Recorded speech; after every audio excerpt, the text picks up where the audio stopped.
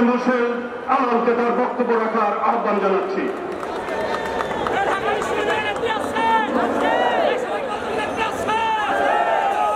বিসমিল্লাহির রহমানির রহিম।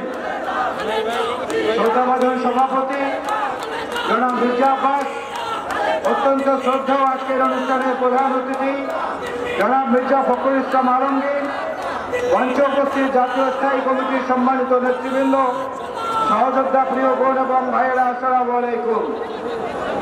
দীর্ঘ সময় বক্তব্য হয়েছে। এক দফা আমরা রোদ ঝড় বৃষ্টিকে উপেক্ষা করেছি, আর এক দফা এখন কড়া রোদকে উপেক্ষা করছি। এই উপেক্ষা এই আওয়ামী লীগ সরকারকে বাংলাদেশের মানুষও করছে গত 15 বছর ধরে। তারপরেও নির্লজ্জ বেহায়ার মতো জাতির ঘাড়ে চেপে বসা এই জগদ্দল পাথর সরাতে হবে।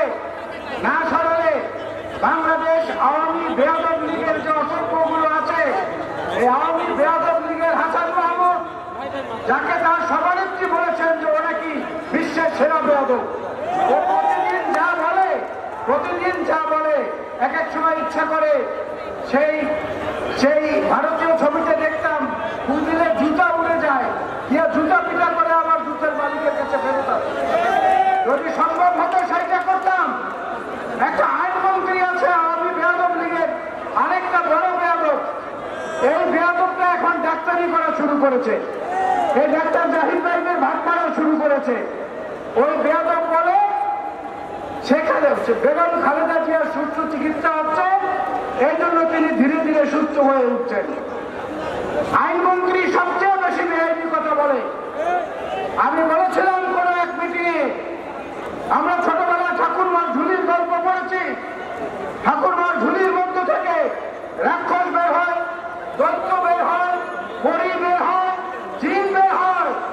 আর আমাদের দেশে একটা ঠাকুরমা আছে, এই ঠাকুরমার ঝুলি থেকে পাপিয়া বের হয়, এই ঠাকুরমার ঝুলি থেকে সম্রাট বের হয়, এই ঠাকুরমার ঝুলি থেকে মতিউর বের হয়, এই ঠাকুরমার ঝুলি থেকে বেনজির বের হয়।